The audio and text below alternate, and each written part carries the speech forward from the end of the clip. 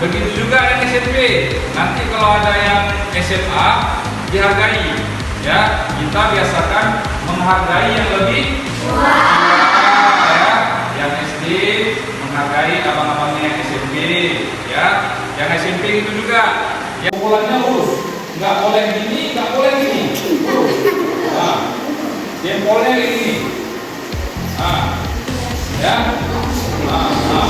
badan ya.